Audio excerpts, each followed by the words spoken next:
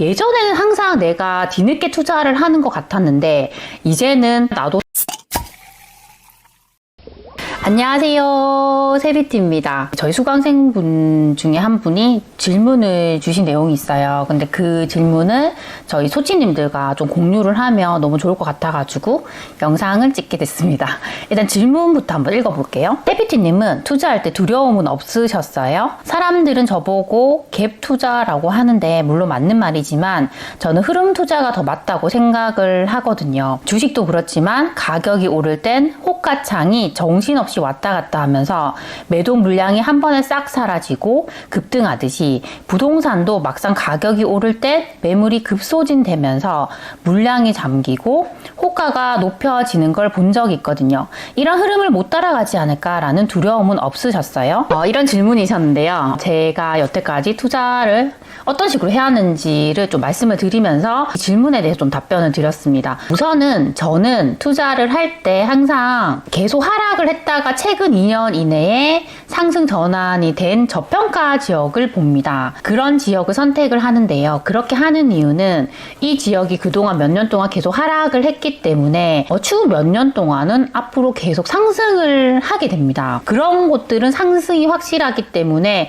가장 안전하게 투자를 할 수 있어요. 그래서 저는 보통 막 상승을 한 상승 초입인 지역들을 이렇게 선정해서 투자를 하고 있습니다. 그렇게 이제 투자를 할 때 차이가 있어요. 어떤 차이냐면 내가 좀 진입을 더 빨리 하게 되면 아직 그곳에는 실수요자들도 상승을 확신하지 못하기 때문에 상대적으로 되게 조용해요. 그런 타이밍을 잘 잡게 되면 오히려 이때는 전세가는 올라가는데 매매가는 정체되어 있기 때문에 정말 작은 갭으로도 좋은 입지의 물건을 살 수가 있습니다. 그런 식으로 저는 또 투자를 했고요. 또 그런 지역들은 미분양이 이렇게 소진이 되긴 하는데 입지가 좋은 곳들부터 소진이 돼요. 그런 곳을 또 잘 찾아서 저는 미분양 분양권을 사기도 했습니다. 그렇게 미분양 분양권 살 때 또 주변 분위기를 보면 투자자들은 그런 것들을 빨리 살려고 또 투자를 해요. 그런데 실수요자들은 아직까지도 이곳은 하락을 하고 있다 이렇게 생각을 하고 내 집 마련을 할 생각도 안 하시더라고요. 좀 그런 분위기의 차이가 있습니다. 그런데 이런 지역이 조금씩 이렇게 더 상승을 하게 되면 어떤 일이 벌어지냐면 그 전에는 투자자들만 진입을 하던 시장이 이제는 실수요자들도 같이 이렇게 진입을 하게 돼요. 왜냐하면 이렇게 보니까 이제는 확실하게 상승 전환이 되었고 가격이 오르는구나. 그럼 나도 이 기회에 정말 더 좋은 곳을 갈아타든지 내 집 마련을 해야겠다 이렇게 생각을 많이 하시게 돼요. 그렇게 되면 어떤 일이 발생하냐면 아까 질문을 하신 분 얘기처럼 매물이 갑자기 급소진됩니다. 근데 매물이 급소진될 때는 아무래도 가격이 낮은 것들 위주, 급매로 나온 것들 위주로 이렇게 빠지게 돼요. 이게 쭉 빠지고 나면 그때는 이게 남아있는 것들 중에서 차례차례로 이렇게 이제 가격이 좀 괜찮은 순으로 빠지게 됩니다. 이렇게 되면 이제 또 매도를 하는 사람들은 어떤 생각을 하게 되냐면 지금 보니까 분위기가 완전히 바뀌었구나. 그전에는 매수자 우위였는데 지금은 매도자 우위로 바뀌었네? 그럼 내가 가격을 좀 올려야겠다. 이렇게 생각을 하고 기존에 내가 내놨던 가격보다 더 올려서 이렇게 내놓게 돼요. 근데 그렇게도 또 거래가 되면 가격을 더 올리게 되고 이런 시장이 이제 펼쳐지게 되는 거죠. 그때는 부동산 소장님들도 너무 바빠요. 왜냐하면 갑자기 거래가 없던 곳에서 거래량이 너무 많아지고 문의가 빗발치게 되는 거예요. 그러면 소장님들도 너무 바쁘니까 예전만큼 친절하게 안내를 해주지 못하고 갑자기 찾아가더라도 계약서 작성하신다고 다 바빠가지고 잘 만나지도 못하고 그렇게 되는 거예요. 그분은 내가 항상 이제 투자를 하려고 했을 때 그런 타이밍에 투자를 했던 적이 많으니까 이제 그런 부분을 많이 걱정하신 것 같습니다. 근데 그걸 우리가 대비하기 위해서 가장 좋은 방법은 지금 하락하는 곳들을 보는 게 가장 좋아요. 그러니까 지금 보면 전국이 하락한다라는 이야기를 하지만 정말 많이 하락하는 곳도 있고 살짝 조정받는 곳도 있고 지금과 같은 시기에도 그래도 어떻게든 버티는 곳들이 분명히 있어요. 그건 그 도시마다 흐름이 다르기 때문입니다. 이렇게 흐름은 다르지만 워낙 금리 인상이라는 큰 이슈가 이렇게 탁 이렇게 치고 들어왔기 때문에 모든 지역들이 이렇게 조정을 받는 것처럼 보이는 거죠. 그러면 지금 정말 큰 하락을 하는 지역들이 있어요. 만약에 예를 든다면 대구 같은 곳들은 미분양도 정말 많이 쌓이고 있고 입주 물량도 많기 때문에 확실하게 이제 그런 내부적인 지표에 의해서 이제 이런 곳들은 하락을 하고 있습니다. 그러면 그런 지역들을 지금부터 공부를 해놓는 거예요.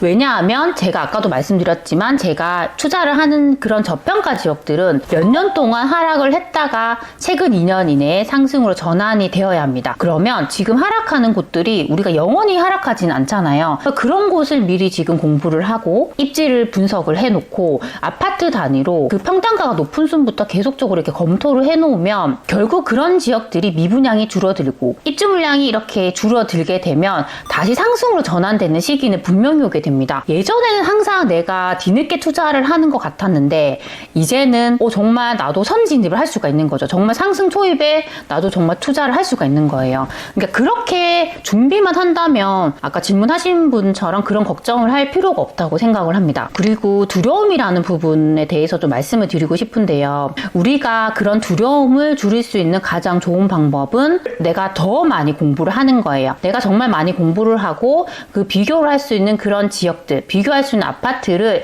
더 많이 이렇게 알아놓으면 일단 선택지가 많기 때문에 우리는 더 좋은 선택을 할 수가 있습니다. 근데 항상 우리가 생각을 하기에 우리는 완벽한 선택을 해야 된다고 생각을 해요. 우리가 지역을 선택하더라도 그 지역이 그 전국에서 가장 저평가가 된 지역이어야 하고 내가 정말 투자를 하는 그 물건도 정말 전국에서 가장 저평가되어 있고 가장 유망한 것이어야 된다는 생각을 갖고 있어요. 그런 생각을 갖고 있기 때문에 만약에 이 투자가 잘못되었을 때 내가 생각했던 것만큼 가지 않으면 어떡하지? 이런 두려움이 생기는 것 같습니다. 근데 저는 아무리 내가 대단한 전문가라 하더라도 그런 완벽한 선택을 할 수 없다고 생각을 해요. 저도 투자를 하고 있지만 저는 완벽한 선택을 하는 게 아니라 항상 최선의 선택을 해요. 내가 이렇게 조사를 했으니까 이 정도면 충분히 상승 여력이 있겠다. 내 투자금으로 이 정도는 충분히 할 수 있겠다. 이런 곳을 선택을 하는 거예요. 근데 우리가 정말 완벽하게 하려고 하면 정말 저는 그 시도도 하지 못하고 있다고 생각을 합니다. 그래서 어느 정도 내가 투자를 함에 있어서 리스크는 있을 수 있다. 나는 완벽한 투자는 할 수 없지만 최선 투자만 하면 된다. 이렇게 좀 마음을 내려놓으면 그런 두려움을 조금은 줄일 수 있을 것 같습니다. 그리고 또 우리가 그런 두려움을 많이 갖게 되는 건 항상 그 실패를 두려워하기 때문이에요. 내가 실현도 하기 전에 그런 실패를 걱정하기 때문에 더 두려운 거예요. 그러면 실패할 걱정을 안 하면 되잖아요. 그 이유는 내가 그래도 가장 안전한 방법, 정말 저평가 지역을 찾고 저평가된 정말 유망 투자처를 찾는 법을 계속적으로 공부를 해서 내가 샀던 가격보다는 더 빠지지 않는 그런 곳에 투자를 하겠다. 좀 이렇게 보수적으로 생각을 한다면 충분히 좀 그런 두려움을 전 줄일 수 있을 거라 생각을 합니다. 그리고 또 그런 두려운 마음을 인정을 하는 것도 저는 정말 좋을 것 같아요. 아무래도 투자라는 것도 리스크가 항상 존재하잖아요. 우리가 이렇게 금리 인상이라는 게 갑작스럽게 이렇게 될지는 생각을 했던 분들이 저는 많지 않을 거라 생각을 합니다. 항상 리스크는 있기 때문에 내가 생각했던 대로 되지 않았을 때 난 어떻게 대비를 할 것인가 그 부분에 대해서는 항상 생각을 해야 되고요. 가장 중요한 게 그 투자금에 대한 부분이에요. 우리가 보통 투자금이라고 했을 때는 그 매매가에서 전세가를 뺀 금액을 말을 하고 거기에 세금 그리고 중개수수료 이런 것들을 다 이제 감안을 해서 이제 산정을 하잖아요. 항상 그런 투자금은 좀 넉넉하게 잡아놓는 게 좋습니다. 왜냐하면 일단 1차적으로 내가 원하는 가격에 전세를 못 맞출 수도 있잖아요. 그리고 전세를 맞춘다 하더라도 전세가가 너무 낮을 수도 있고 잔금일에 제때 만약에 전세를 못 맞추면 그때는 또 대출을 일으켜서 잔금을 치러야 되고 그럼 매달 또 대출 이자가 나갈 수도 있잖아요. 그런 우리가 예상하지 못했던 상황들도 있기 때문에 항상 투자금은 이렇게 넉넉하게 잡아둬야 되고요. 나중에 내가 이걸 이제 계속 보유를 했을 때 혹시나 그 지역에 공급이 많아져서 역전세가 났을 때 그때 또 우리가 보증금의 일부를 내어줘야 되는 상황이 발생할 수도 있어요. 그럼 나는 어떻게 할 것인가? 항상 그런 부분에 대한 어느 정도의 이제 대비책은 있어야 합니다. 그런 것을 좀 대비를 해놓는다면 아무래도 그런 두려움을 많이 줄일 수 있을 거라 생각을 합니다. 저는 항상 그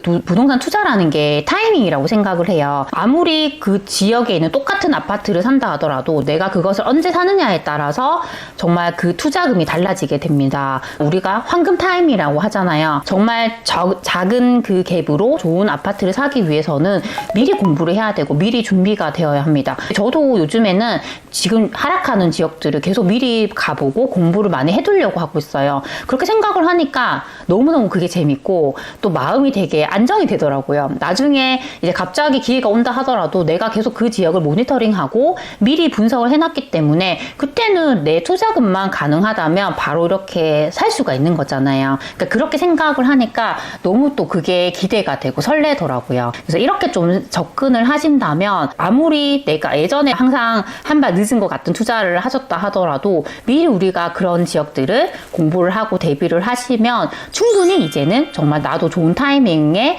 투자를 할 수 있다. 이렇게 좀 말씀을 드리고 싶습니다. 오늘 제가 드린 말씀이 우리 소치님들에게 조금이라도 도움이 되셨으면 좋겠습니다. 그럼 우리 다음 시간에 만나요. 안녕.